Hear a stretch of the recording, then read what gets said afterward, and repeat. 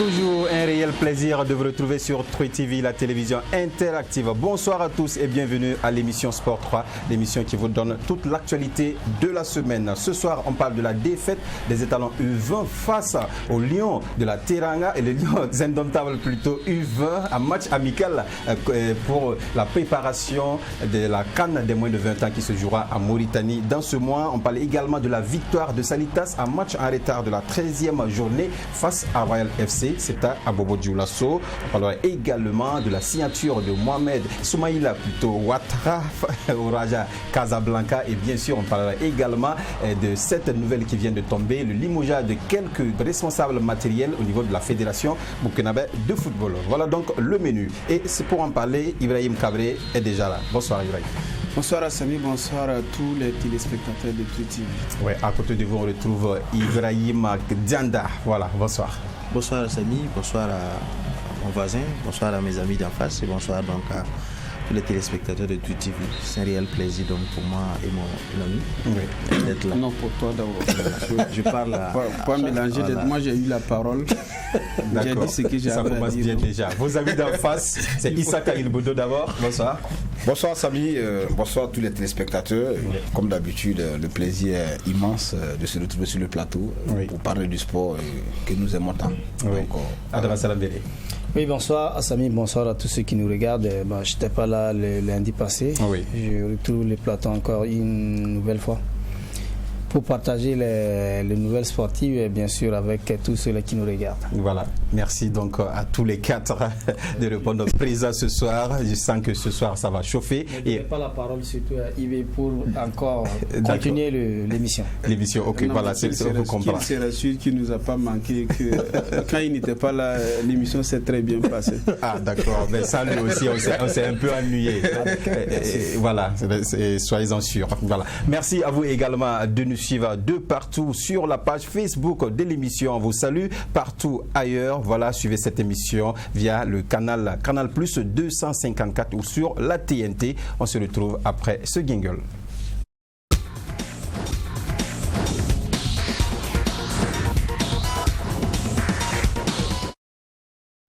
Voilà, on débute avec la première journée de la course hippique des éleveurs Nema de Pabré. Pour cette deuxième saison, Fatimata Nikema nous apprend que 4 catégories seront en compétition et ce durant 9 mois. Suivez plutôt. Pour l'ouverture de la deuxième saison sportive de l'association des éleveurs Nema de Pabré, 10 courses sont attendues au total. Des courses qui vont s'étendre sur 10 mois, soit à la fin de chaque mois. Pour cette saison, 4 catégories sont en compétition, à savoir la catégorie A, interrégionale, la catégorie B et C. Cette première journée débute avec les chevaux inscrits dans la catégorie A, considérée comme la plus faible des catégories. Après le top départ, Waigi Yipanga parcourt la distance de 1500 mètres en tête et termine sans être inquiété, suivi de Nembiga. Dans la catégorie interrégionale, la course était serrée. Pour la même distance, la bataille s'est faite à l'arrivée. Orondé coiffe Horassi sur la ligne. Ils sont suivis de Arando et Barkibiga. À partir de la catégorie B, la compétition devient plus corsée. Les chevaux parcourent une distance de 2000 mètres, soit un tour et demi. Au premier tour, Diafaranga prend la tête. Épuisé au dernier virage, il s'est fait dévancer par Famille Dermé. La dernière course, la catégorie C, était très attendue. La jument Jamila, habituée à s'imposer, était face à Néré et Tarassé, deux redoutables adversaires. Contre toute attente et avec beaucoup de surprises, Jamila est battu par Néré et Tarassé et occupe la 3e place. Une défaite inattendue selon son dresseur.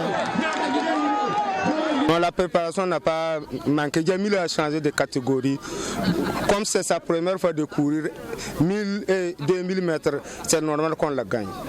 Voilà, on va le préparer bien, l'habituer à distance qu'elle va courir et puis revenir le mois prochain. J'étais préparé pour affronter Djamila. Non, c'est le cheval là avec les jockeys là, puisque les jockeys il a bien écouté les passis là. C'est moi qui l'avais dit de les garder derrière, les 1 tour et puis lui lasser demi-tour là. Ce soir, quand je venais, je disais que j'allais battre Djamila. J'étais sûr même de le battre. Une saison qui débute très bien selon les organisateurs au vu du niveau des courses et l'engouement suscité. Et pour améliorer cette compétition, plusieurs innovations sont attendues. Bon, la nouvelle saison qui vient de commencer, on vient à peine de commencer, c'est la première course. Maintenant, cette saison, on va faire au total 10 courses. Et les 10 courses, on va faire 6 mois, faire une trêve de 2 mois et puis faire les 4 derniers mois. Voilà, maintenant, vous voyez, ce soir qu'on a essayé de reconditionner les chevaux, de reclasser les chevaux. Maintenant, on a les chevaux qui étaient dans la catégorie B, on les a envoyés dans la catégorie A. Les chevaux qui étaient dans la catégorie C, on les a envoyés dans la catégorie B. Et les chevaux qui faisaient la catégorie Open, et se sont retrouvés dans la catégorie C automatiquement. Et ce soir, c'est l'autre là, le Néré, qui a battu Djamila, la grande championne. Elle a été battue aujourd'hui. Voilà, donc je pense que la course, en tout cas, ça se débute bien. Mais au niveau de l'organisation aussi, on a essayé de faire en sorte que ça soit vraiment bien. Parce que on a constaté que l'année passée, on avait des retards au niveau des départs et consorts. Et cette fois-ci, on a vraiment tout planifié pour que ça soit à temps. Vous voyez même que l'heure qu'on fait l'interview ici, le soleil est toujours là. Comme à chaque course, les 5 meilleurs dans chaque catégorie ont été récompensés selon le rang. Et rendez-vous est donné pour la deuxième journée à la fin du mois prochain. Voilà, une compétition qui commence bien, une saison, donc on va dire, la deuxième saison d'Yanda, et avec cette compétition de l'association des éleveurs NEMA, c'est pour dire que c'est une bonne organisation puisque c'est la deuxième saison. Voilà, c'est d'abord féliciter cette initiative pour la simple raison que déjà vous voyez que le sport équestre a des difficultés, notamment donc, à travers même je dirais leur terrain où il faut donc s'entraîner, c'est-à-dire au niveau de l'hippodrome, il y a beaucoup de difficultés.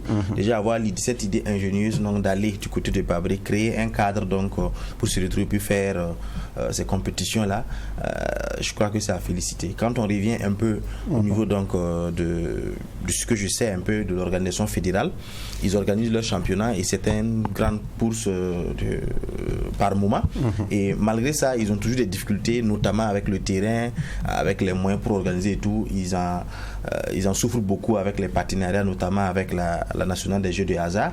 Mais déjà, trouver des jeunes organisés en leur sein et qui arrivent donc à mettre les moyens à l'écart de la ville de Ouagadougou dans un terrain assez propice, c'est donc de tirer donc notre chapeau. Et également espérer que à travers peut-être les autres journées, parce qu'ils ont parlé de saison, chaque mois il y aurait une course et autre, c'est de ça pouvoir capitaliser, parce que une chose également est de faire les compétitions, mais une autre chose est de faire des compétitions pour que ça puisse profiter également pour la relève et tout. Il ne faut pas que ça soit forcément une association de gens qui partent courir là-bas, mais qu'est-ce que ça donne comme prix-value? C'est ce que nous allons peut-être les inviter à mettre là-dedans, quelques ingrédients pour peut-être aider également à pouvoir ce que le sport équestre puisse revenir, pourquoi pas, parce que je sais qu'il y avait des perspectives qui allaient faire de ce sport-là une plaque tournante qui allait créer beaucoup de valeur ajoutée au Burkina Faso. Oui, c'est vrai, vous faites bien de le dire, on va inviter des responsables dans cette émission pour en savoir plus, dans les émissions à venir d'ailleurs,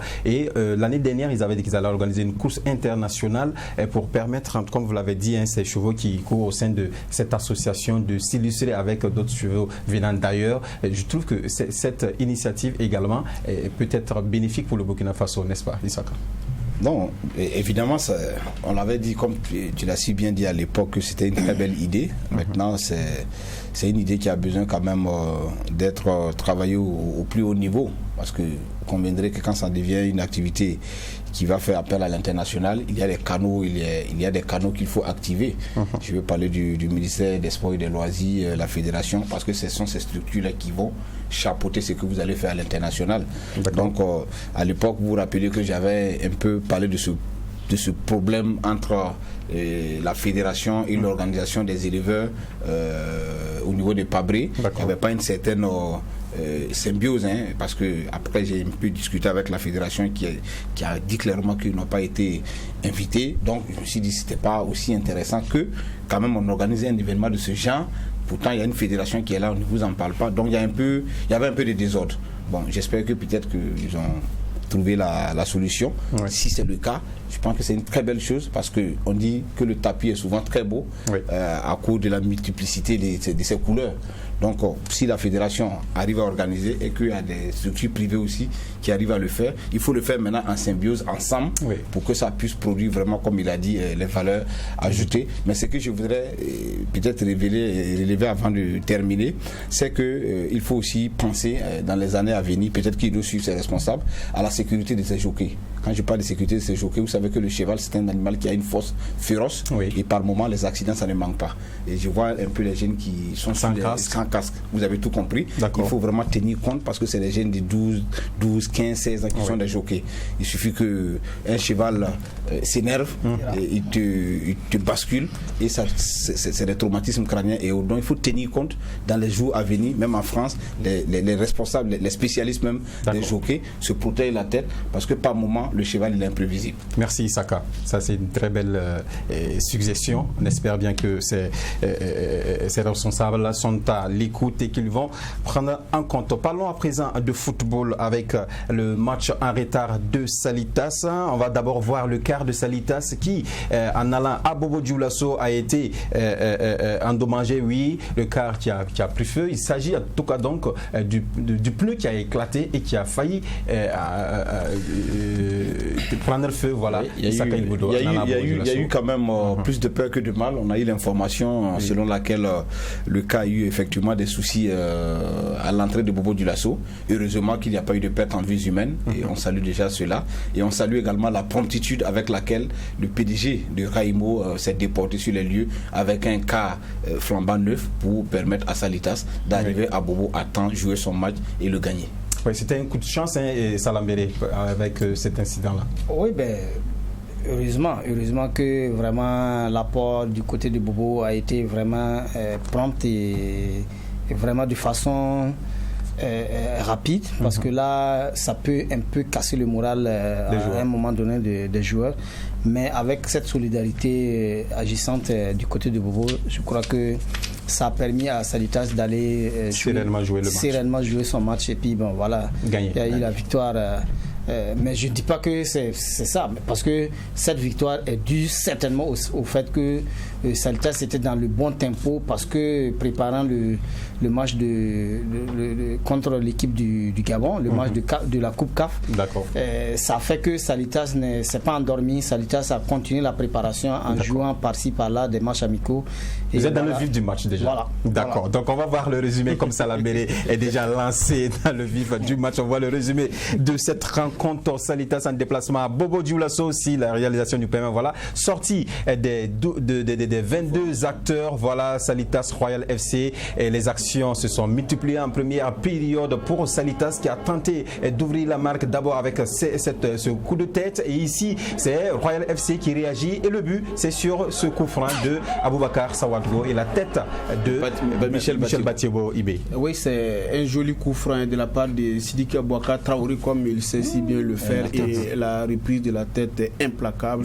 Et c'est un très joli but de Michel Batiebo qui inscrit son tout premier but en championnat cette saison. Oui, Michel Batiebo qui n'avait pas encore inscrit son but, qui était blessé aussi au début de la saison, voilà, qui se retrouve avec ce match en retard et la rencontre s'est poursuivie 1-0. Donc voilà, et en seconde mi-temps, voilà, Salitas encore qui va avoir quelques occasions, mais Royal FC qui n'a pas cédé aussitôt. Mais là, sur ce coup franc, vous allez voir le portier qui se démêle comme il peut, et le deuxième but va intervenir sur cette frappe encore de Michel Batiebo.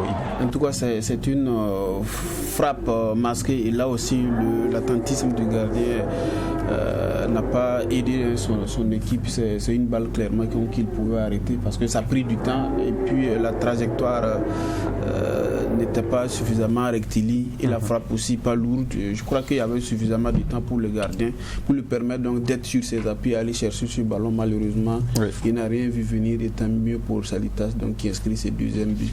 Et le deuxième de la saison pour Michel Batibo. Deuxième de la saison, le doublé pour la saison. Voilà. Donc un score de 2-0 pour Salitas qui se relance avec ce match en retard de la 13e journée d'Ianda. C'est une victoire qui peut être en tout cas la clé, on va dire, pour démarrer aussi. Oui, on peut dire qu'eux démarrent avant, bien sûr, que le championnat ne reprend, tout simplement parce que ce sont des matchs en retard qu'ils jouent. Mais ce sont des matchs en retard. C'est vrai qu'on avait parlé de ça ici, de l'influence un peu que ça peut avoir, on en a débattu longuement. Mais ici, vous voyez que ça jette un peu ça mélange tout dans le classement, parce qu'on voit Salitas déjà qui talonne à un point des co-leaders de la tête. Oui. Ça montre jusqu'où les deux matchs ou trois matchs à l'époque étaient vraiment tellement influenceurs donc du résultat du classement au niveau final. Quand on regarde l'intensité du jeu ici, et Salamé l'a souligné tantôt, ils sont dans la dynamique donc de préparer le match en Coupe CAF. Donc ils n'ont pas du tout cessé, même malgré le fait qu'ils avaient des éléments du côté donc du Chan, voilà. Donc et quand on regarde un peu la façon dont ils jouent, la fraîcheur physique, c'est vrai, Aboubakar Sidiki Traoré était du côté du Chan, même s'il n'a pas joué, voilà. Ça nous donne un peu la réponse de savoir pourquoi Salitas a préféré donc ne pas jouer ces matchs pour cause des Cannes et du Chan, parce qu'il y avait 4, parce que c'est tout simplement il y avait quelques cadres qui n'étaient pas là. Bien sûr, quelqu'un qui n'était pas là, mais c'était de permettre également de mieux se préparer, comme il y a la Coupe CAF qui est là, mais également ça allait les aider à se bonifier pour le championnat. Quand on regarde un peu l'intensité, on sent qu'il y a quelque chose de plus-value, tout quand on sait que Salitas n'a pas très bien commencé ce championnat-là, ça allait les permettre de pouvoir donc profiter de certaines choses et relancer. Isaac Aïlbodo, ce match vient donner encore un souffle nouveau à Salitas qui a besoin de points pour prendre la tête du championnat et aussi avoir le moral pour la campagne africaine. Non, c'est très important parce que il semblerait que quand je regarde un peu la prestation, ils ont tiré un peu les leçons du passé.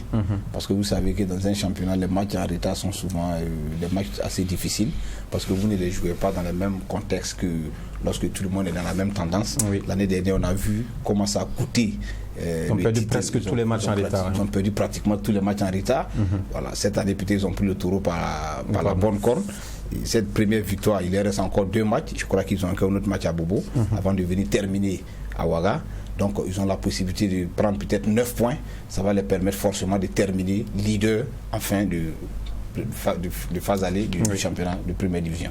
Oui, on va voir le classement après cette 13e journée où Salitas vient d'avoir sa victoire qui, en tout cas, va lui permettre de rester en lice pour le titre. Si Yasmine nous permet, on va voir ces résultats-là. Sinon, on va voir le classement également de cette 13e journée où Salitas tient tête à la Sonabel. La Sonabel qui a 31 points et Salitas est 31 points et Salitas 30 points IB.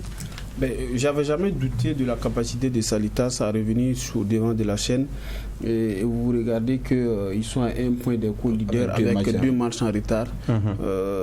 Donc quand on tient compte des forces en présence et également la carie donc des adversaires, on se dit que naturellement Salitas va finir leader des phases allées, et ce qui est normal d'ailleurs parce qu'il s'est donné donc les moyens d'y arriver.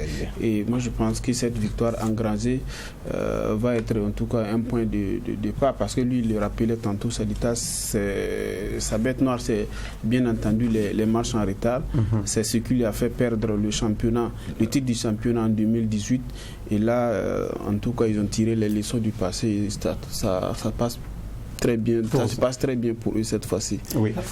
Il y a peut-être un petit bémol qu'il faut peut-être relever, parce que là je vois que Salitas ne s'est pratiquement pas reposé malgré ses vacances à l'intersaison. C'est un bémol. Bon, il arrive d'aller terminer. Je sais pas. Bon, je sais pas. Laissez-le aller au bout de son idée. Voilà, donc faites-moi et moi. En fait, je veux dire que ça pourrait peut-être être difficile pour Salitas après, parce que Salitas ne s'est pas reposé à l'intersaison.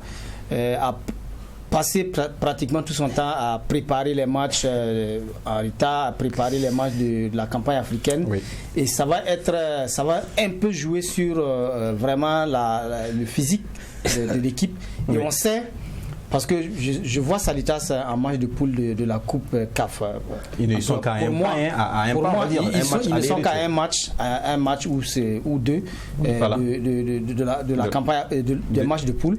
Et ça va être un peu difficile pour gérer parce que au fil du temps, vous allez voir que les matchs, la Coupe du Faso, le championnat, la campagne africaine, ça va être pour moi difficile, mais bon.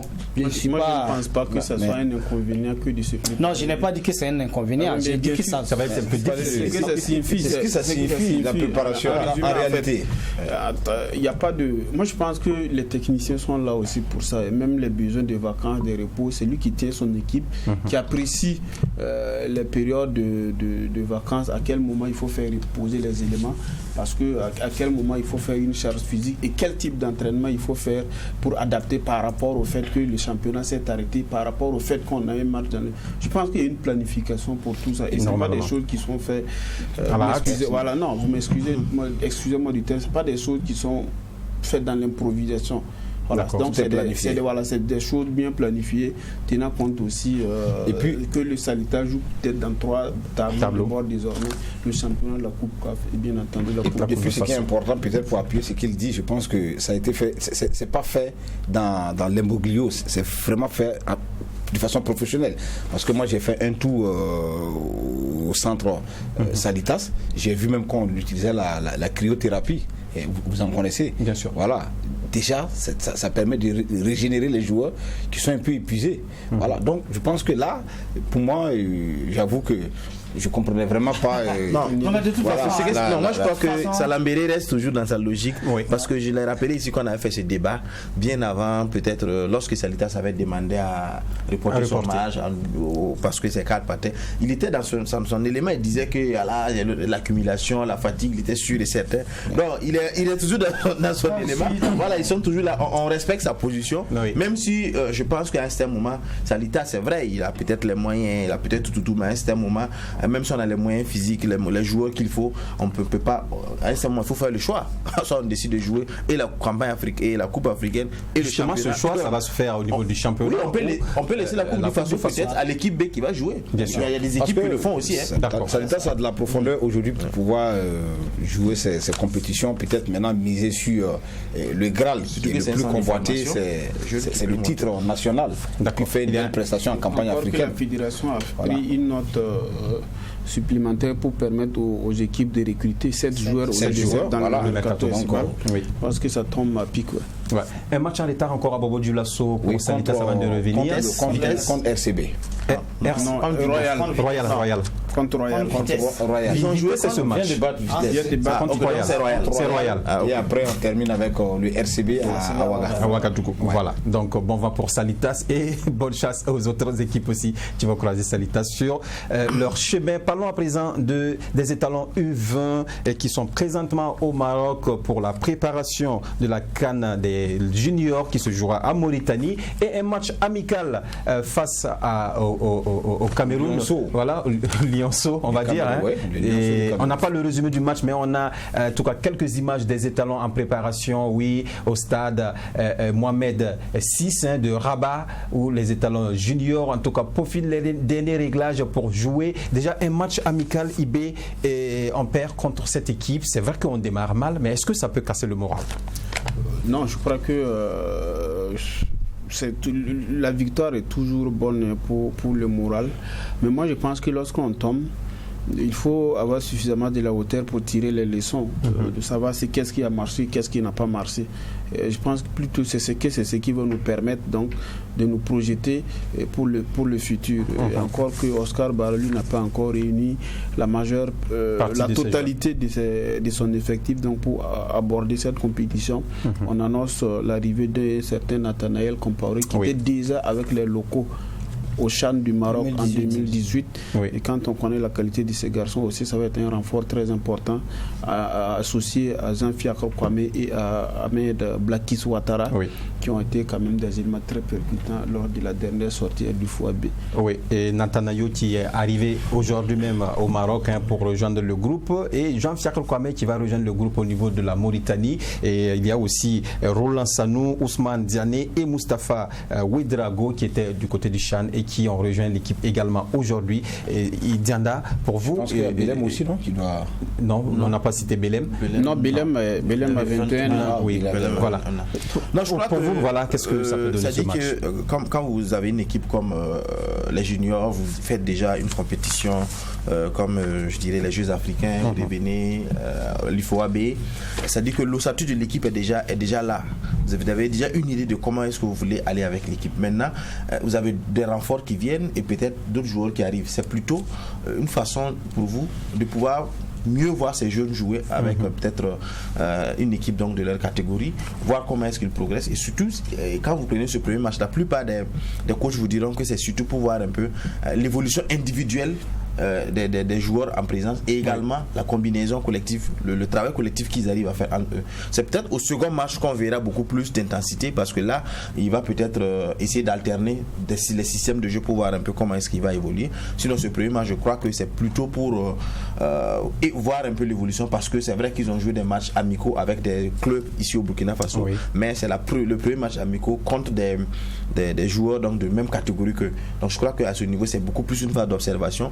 Le score, oui, on veut toujours gagner les matchs, mais comme le disait l'autre, je préfère faire les matchs amicaux et gagner les matchs officiels que le contraire. Ça sera de voir Oscar perdre un match avec les étalons juniors. C'est pratiquement une des premières fois en amical qu'il perd comme ça. On pourra peut-être dire qu'il a perdu le match avec son équipe B, parce que la majeure partie des cadres, la sortie des joueurs pour ce match, des cadres n'étaient pas là. Et connaissant vraiment Oscar Barrow, c'est un fin bosseur qui vraiment va utiliser vraiment tout ce qui n'a pas marché à ce match-là pour véritablement, vous allez voir qu'au second match, l'équipe va beaucoup progresser jusqu'à Mauritanie, où il va avoir la totalité de son effectif. Si vraiment le Covid n'intervient pas, je crois qu'on... Quand je regarde l'effectif des étalons, je vois au moins trois nouveaux joueurs qui n'étaient pas donc là. Bon, j'ai vu un peu je vois un peu trois avec surtout Bassé qui est le capitaine. Oui, Bassé qui est le capitaine. Je vois un peu avec la race et autres, on voit un peu l'autre métis qui est là et tout. Donc on sent qu'il y a eu un peu de melting pot pour essayer de voir un peu ceux qui avaient confirmé quand même, ceux dont on connaît leur qualité, sans douter, peut-être voir la fraîcheur physique, mais il y en a quand même qu'on a vu jouer ailleurs, mais on ne les a pas encore vus au sein de l'équipe. Qu'est-ce qu'ils montrent comme production? C'est ce qu'il faut faire dans le premier match. Donc on a deux. On voit que la plupart du temps, quand les gens partent donc pour des préparations, c'est au minimum 2. Oui. Voilà. Il y a un premier match et un deuxième match pour pouvoir terminer un peu la préparation, tout au plus 3. Mais bon, on espère que la suite de la compétition va nous donner donc des lourds. Oscar Barrow va nous répondre sur cette question puisqu'on l'a eu en interview. Donc on écoute Oscar Barrow et Ibrahim Bansé, les deux qui ont répondu à nos questions. On l'écoute. Alors, un très bon match test pour nous, d'autant plus que nous jouons contre une équipe assez expérimentée, si on peut s'exprimer, qui a des joueurs qui évoluent en première division dans les championnats français. Je pense que ça a été un très bon test et ça a été une revue de troupes totale où nous avons procédé à 9 changements et où nous avons vu que ce que nous travaillons depuis un certain temps était en train d'être en place. Alors c'est la grande satisfaction, mais même si on n'a pas tous les groupes, on a certains éléments qui ne sont pas encore arrivés, notamment 4 joueurs, mais avec ce que nous avons vu ce soir, il y a de l'espoir, et c'est dire qu'il y a certains aspects, si on arrive à les corriger, on pourra compter sur nous. Comme l'a dit le coach, c'était vraiment un match test, vraiment très rythmé. Ça nous a permis de voir vraiment à quoi s'y attendre à la compétition. Et je pense que dans les jours à venir, on va vraiment travailler pour améliorer notre défaut, comme l'a dit le coach. Voilà. Issa Kelboudo, 9 changements dans un match. Oui, Oscar Barrow a voulu en tout cas permettre à tous ces joueurs de s'illustrer pour mieux peaufiner ces derniers réglages, n'est-ce pas? Non, c'est ce qu'on appelle le turnover. En fait, ils n'avaient pas le choix puisqu'ils sont dans une posture de préparation, de revue de troupes, comme il a dit. Donc, c'est la logique, c'est comme ça. Surtout qu'avec le Covid, on a permis quand même aujourd'hui d'avoir des possibilités d'avoir des joueurs en quantité un peu numérique. Donc, il faut les faire tous jouer. Maintenant, ça va se dégager de façon naturelle. Voilà. Et puis, bon, il mettra en place son équipe type. Et c'est cette équipe-là qui défendra forcément les couleurs du Burkina du côté de Nouadhibou ou bien de Nouakchott. Voilà, de toute façon, c'est les préparatifs. On n'a pas vu le match. Contrairement à ce que Dianda disait, on ne sait pas s'il y avait de l'intensité, on ne sait pas dans quel contexte ce match s'est joué. Est-ce qu'on a privilégié le volet tactico-technique? Est-ce qu'on a privilégié le volet... Bon, il y a plusieurs aspects dans ce match. Deuxième match contre la Gambie, on n'a pas vu le match, on ne sait rien. Seulement, ce qu'on sait, c'est qu'on a perdu 1-0. Ça veut dire qu'il y a quelque chose qui n'a pas fonctionné quelque part parce que Barrow et Sampo, c'est des véritables gagneurs qui n'ont pas souvent l'habitude de vouloir perdre. Quand même que ça reste des matchs amicaux, ça permet aussi de gonfler quand même en confiance. Bon, d'accord. On attend de voir. On va voir le calendrier des oppositions des étalons juniors pour cette CAN. Oui, le Burkina Faso qui rencontre en premier match la Tunisie, c'est le 15 février prochain. La République centrafricaine jouera contre le Burkina Faso également 3 jours plus tard. Et le 21, dernier match pour les étalons contre la Namibie. Et c'est à 19h universel. Voilà, donc 3 matchs. Des équipes qu'on ne connaît pas très bien. On espère qu'on pourra tirer notre épingle du jeu et jouer les quarts de finale. Passons à présent à la deuxième rubrique de cette émission, Vue sur le net.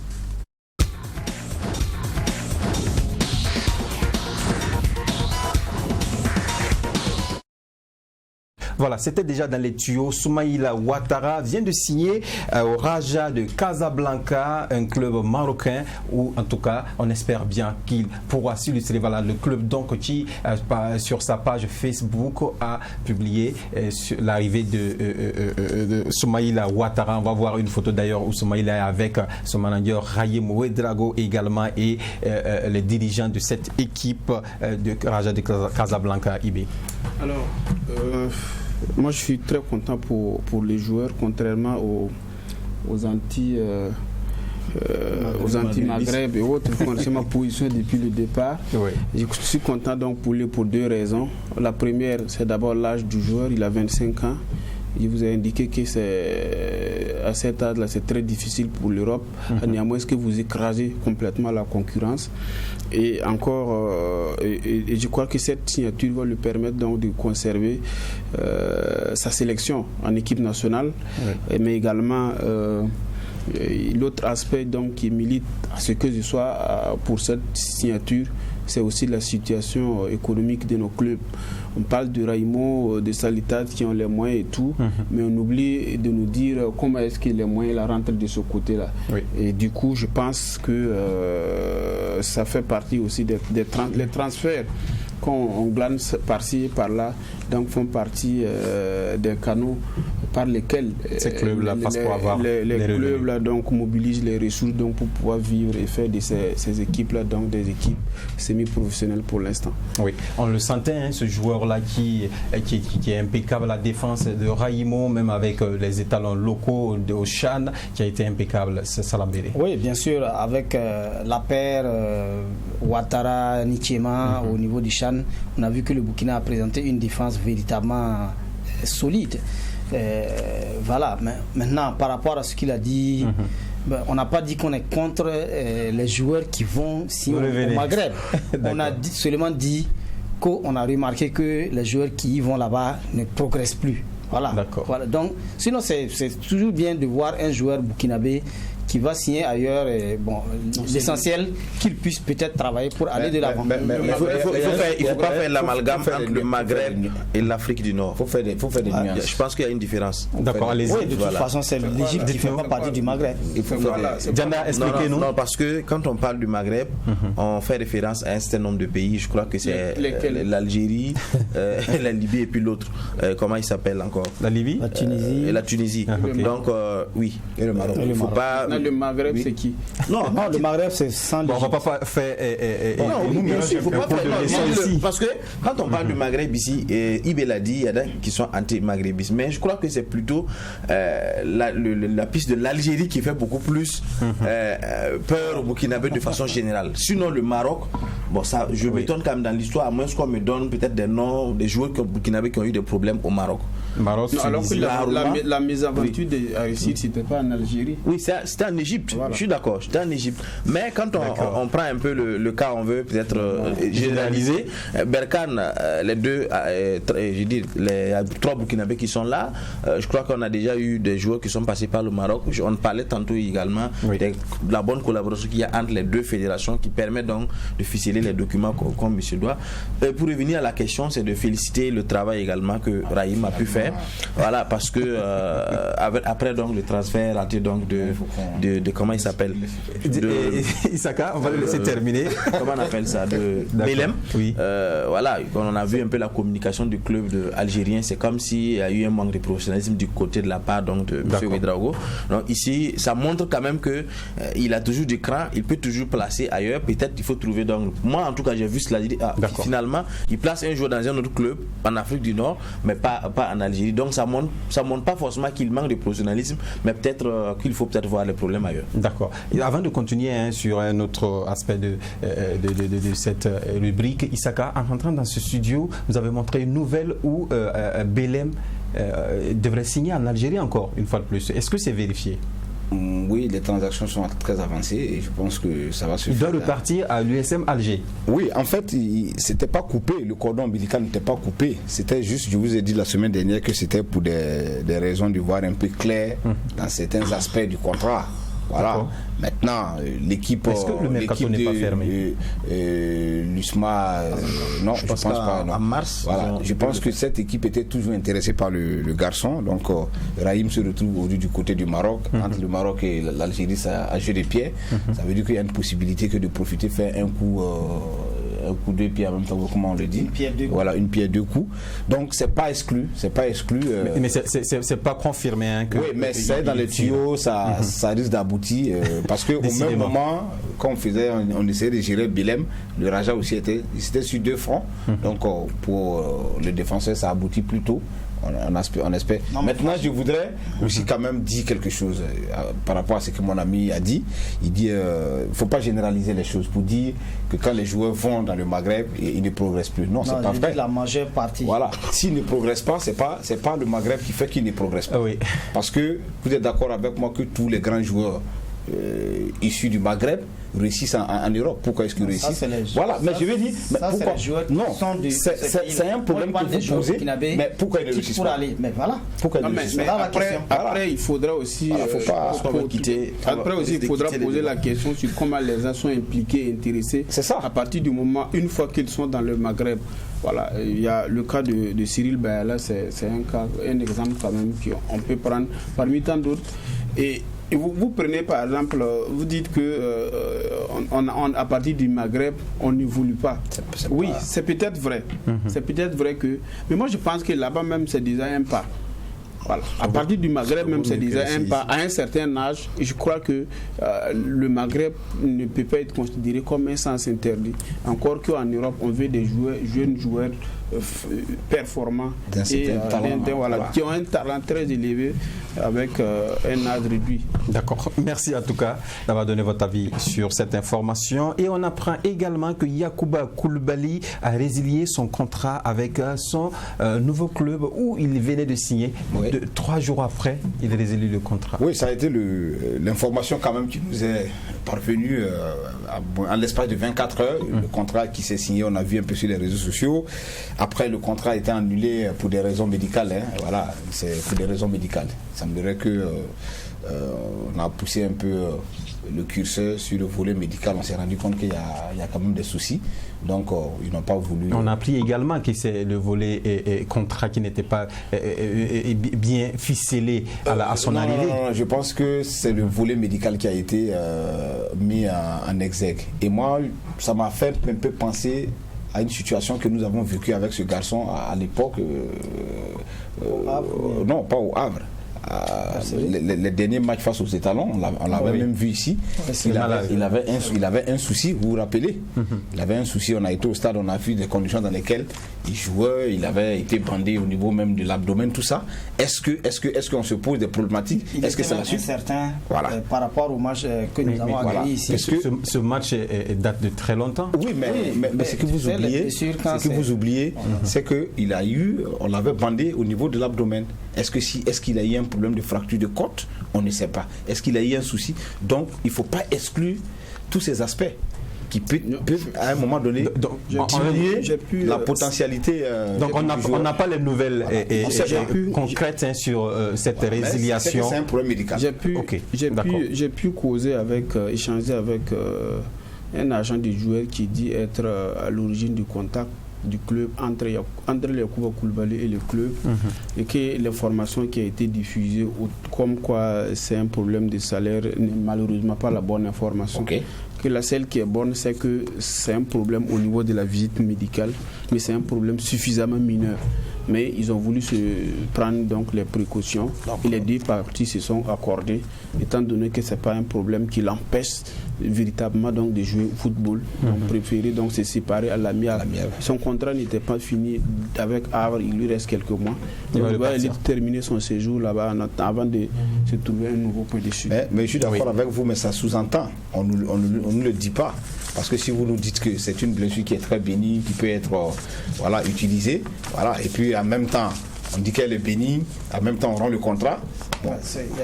On attend de voir un gros point d'interrogation. Exactement. Voilà pourquoi on va attendre de voir d'avoir toutes les informations avant de donner déjà immédiatement à l'équipe nationale quand on sait qu'il est dans une posture, malgré, même s'il est souvent à demi.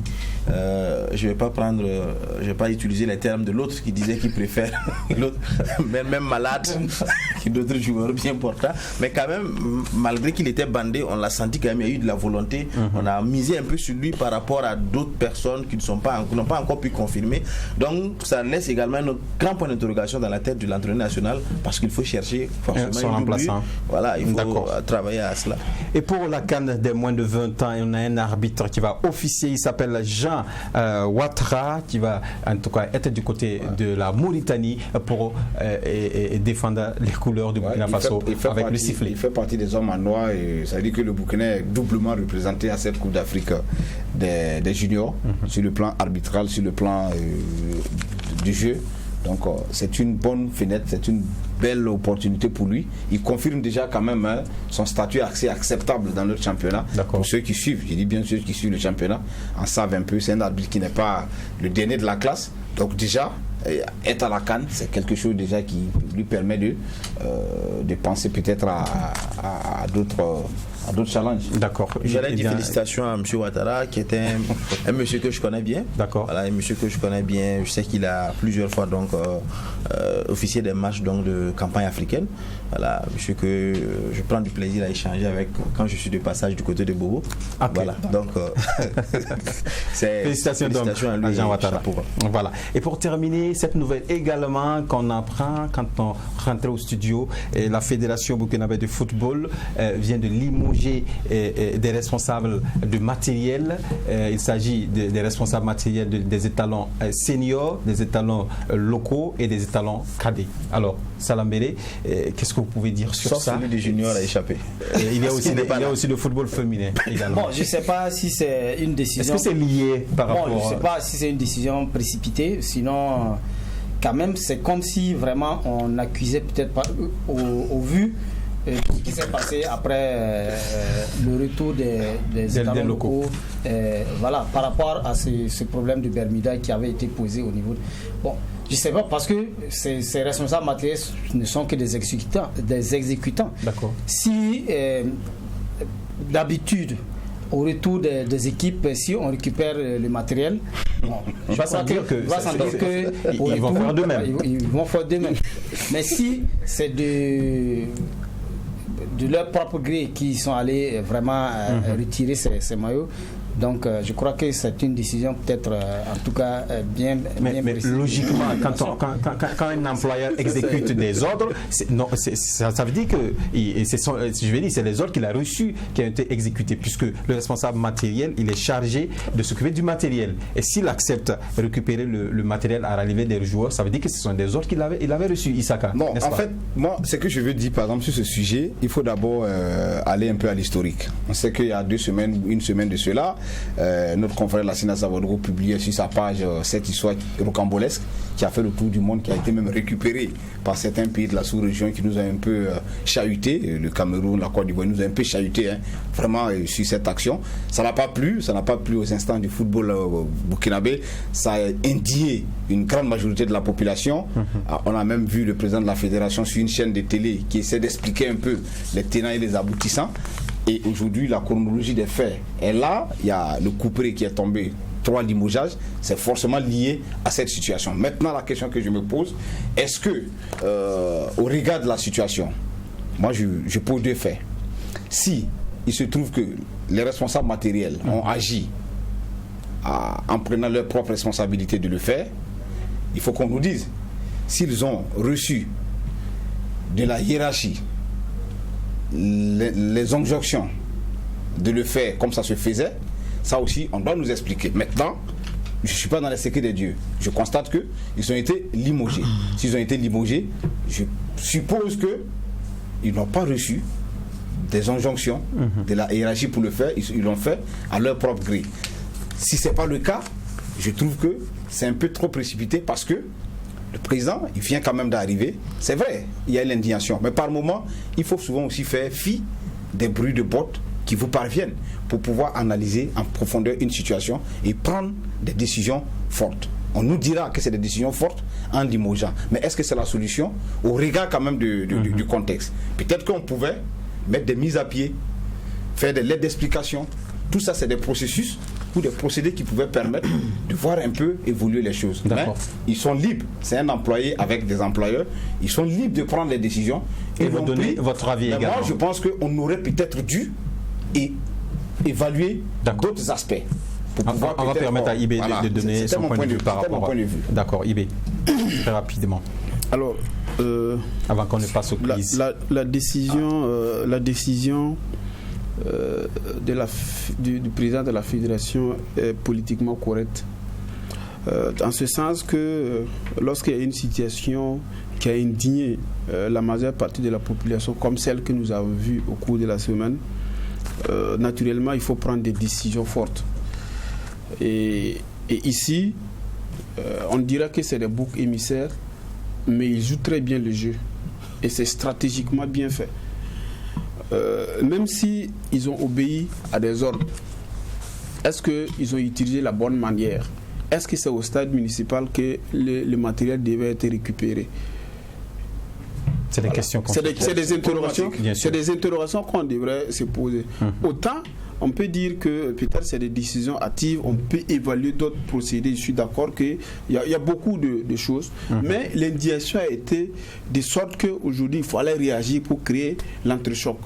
Et là, ils trouvent le bon fusible, ils sautent les responsables, le matériel, ils espèrent donc qu'il va. C'est une possibilité de les réhabiliter ailleurs. Mais cette décision-là, elle s'imposait pour pouvoir véritablement donc se laver la face, parce que c'est une situation qui a tiré l'image du football burkinabé par en bas. Et moi je pense que c'était le bon fusible. Oui. Non, en fait, on l'a dit que c'est des problématiques. De toutes les façons, j'ai oublié de saluer le revirement de 190 par rapport à la situation prise à la fédération. J'ai écouté ça pour terminer. Oui, rapidement. 15 secondes. Je crois que chacun a donné son opinion qui peut être bien ficelée. Mais ici, moi, je me pose un peu cette question. Pourquoi ne pas peut-être limoger le responsable matériel des locaux, puisque c'est à son niveau que le problème ce problème se pose. On ajoute les cadets, les seniors et tout. Non, on ajoute les cadets, les seniors et tout. C'est-à-dire que toutes les lignes. Est-ce qu'il n'y a pas une petite enquête ouverte qui a qui a remarqué qu'il y a peut-être des choses pas trop catholiques qui se fait autour de la gestion du matériel, qui a poussé peut-être le président de la fédération à prendre une décision. Je me demande, parce que rapidement quand il y a un problème, en 3, 4, 5 jours, parce que ça vaut quand même une semaine maintenant, on peut peut-être chercher à savoir comment ça se passe, trouver qu'il y a des choses peu catholiques qui se font, comme il vient d'arriver aussi, il peut mettre fin à ces personnes, renouveler d'autres personnes et peut-être les assigner d'autres missions pour que ça ne se fasse pas. C'est ce que je me dis aussi. Comme vous l'avez dit, beaucoup de questions qu'on se pose sur ce plateau et on n'en finira pas de poser puisque la note est déjà sortie. On passe à la dernière rubrique de l'émission et c'est le quiz.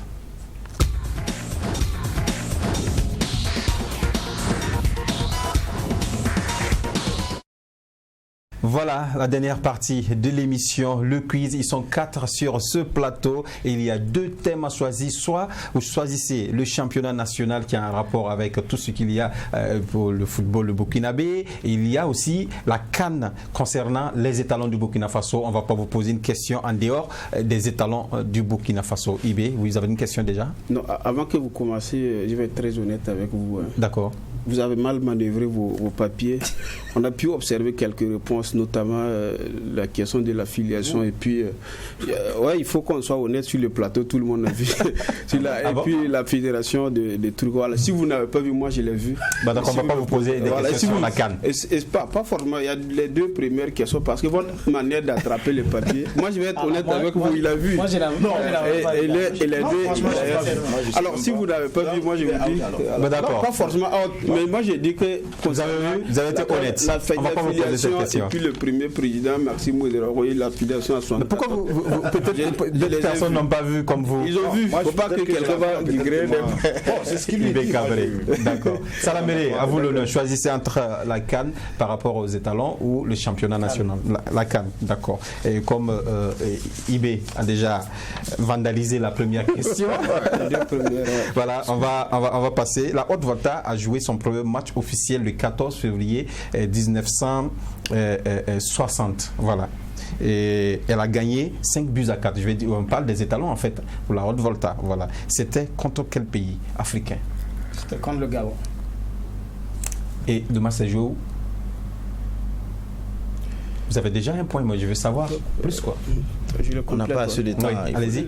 Ça s'est joué au Madagascar. Mais c'est des informations qu'on donne Dianda. Je le complète pour qu'il laisse un point. Un point pour. Il faut confirmer Madagascar avant.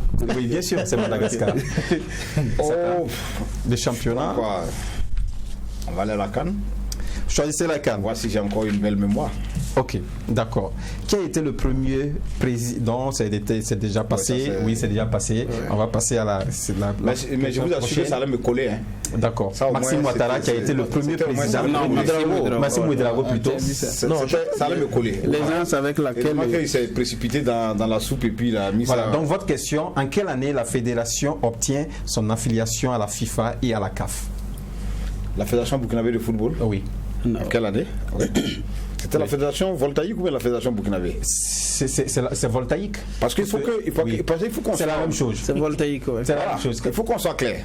Non, c'est la même chose. Parce que en ce moment, on appelait la fédération voltaïque. Voilà pourquoi c'est la fédération burkinabé. Parce que quand on met voltaïque, ça me permet d'avoir... Fédération de football de Haute-Volta. Voilà, ça permet de se projeter dans le temps par rapport si tu dis la fédération burkinabé de football. Répondez à la question. Mais néanmoins, vous dites quelle année? Oui.